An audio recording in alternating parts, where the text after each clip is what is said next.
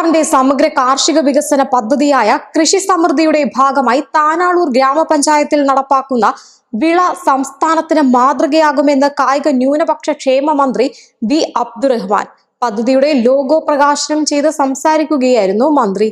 പൊതുജനങ്ങൾക്ക് ആവശ്യമായ പച്ചക്കറികളും പഴവർഗ്ഗങ്ങളും നാട്ടിൽ തന്നെ ഉൽപ്പാദിപ്പിച്ച് സ്വയം പര്യാപ്തത നേടുകയെന്നതാണ് പദ്ധതി വഴി ലക്ഷ്യമിടുന്നത്. ചടങ്ങിൽ ഗ്രാമപഞ്ചായത്ത് പ്രസിഡന്റ് KM മല്ലിക അധ്യക്ഷനായിരുന്നു. പ്രശസ്ത രൂപകൽപ്പകനായ അസ്ലം തിരൂരാണ് വിളയുടെ ലോഗോ രൂപകൽപ്പന ചെയ്തത്. കൃഷി ഓഫീസർ ഡോക്ടർ P. ശില്പ പദ്ധതി വിശദീകരിച്ചു. ഗ്രാമപഞ്ചായത്ത് വൈസ് പ്രസിഡന്റ് വി അബ്ദുറസാഖ്, സ്ഥിരം സമിതി അധ്യക്ഷന്മാരായ P. സതീശൻ, K. അമീറ, ആസൂത്രണ സമിതി അംഗങ്ങളായ E. Jayaprakash, Mujeeb Tanalur, M. Vishan, ADC അംഗം റഫീഖ് മീൻനടത്തൂർ എന്നിവർ സംസാരിച്ചു. News desk, Sedco news.